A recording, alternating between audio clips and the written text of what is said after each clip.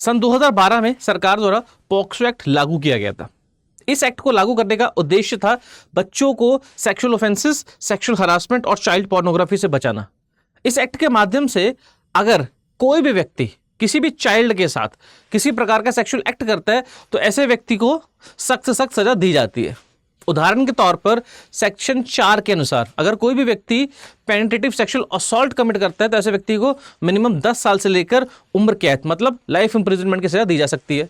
उसी प्रकार सेक्शन 6 के तहत अगर कोई भी व्यक्ति एग्रेवेटेड पेनिट्रेटिव सेक्सुअल असॉल्ट करता है तो ऐसे व्यक्ति को मिनिमम 20 साल से लेकर लाइफ इंप्रिजनमेंट और डेथ पेनल्टी तक की सजा भी दी जा सकती है। उसी प्रकार सेक्शन 8 के तहत अगर कोई भी व्यक्ति 18 साल से कम उम्र के किसी भी चाइल्ड के साथ सेक्सुअल असॉल्ट करता है तो ऐसे व्यक्ति को 3 साल से लेकर 5 साल तक की सजा दी जा सकती है। और सेक्शन 12 के तहत अगर कोई भी व्यक्ति किसी चाइल्ड के साथ सेक्सुअल हरासमेंट करता है तो ऐसे व्यक्ति को मैक्सिमम 3 साल तक की सजा दी जा सकती है।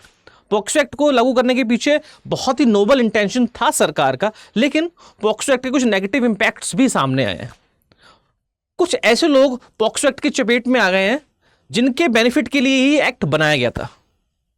Miners, specially minors who are involved in romantic relationships. Supreme court ने हाल फिलहाल में ही सेंट्रल गवर्नमेंट को कुछ सजेशंस दिए हैं। सुप्रीम कोर्ट ने कई केसेस के अंदर ऑब्जर्व किया कि रोमांटिक रिलेशनशिप्स के अंदर इन्वॉल्व माइनर्स जो कंसेंट के आधार पर रोमांटिक रिलेशनशिप में इन्वॉल्व होते हैं वो पॉक्सो एक्ट की चपेट में आ जाते हैं। अब हालांकि ये एक्ट उन्हीं के बेनिफिट के लिए बनाया गया था, लेकिन ultimately they and up being harassed under this law. इसीलिए सुप्रीम कोर्ट ने सेंट्रल गवर्नमेंट को डायरेक्शंस दिए हैं और कहा है कि सेंट्रल गवर्नमेंट पॉक्सो एक्ट के अंदर अमेंडमेंट करे और एक रोमियो जूलियट क्लॉज इंसर्ट करे, जिसके माध्यम से अगर कोई भी माइनर 18 साल से कम उम्र का व्यक्ति किसी भी प्रकार के कंसेंशुअल रोमांटिक रिलेशनशिप में है तो ऐसे व्यक्ति के ऊपर पॉक्सो एक्ट की विभिन्न धाराएं लागू नहीं की जाएंगी।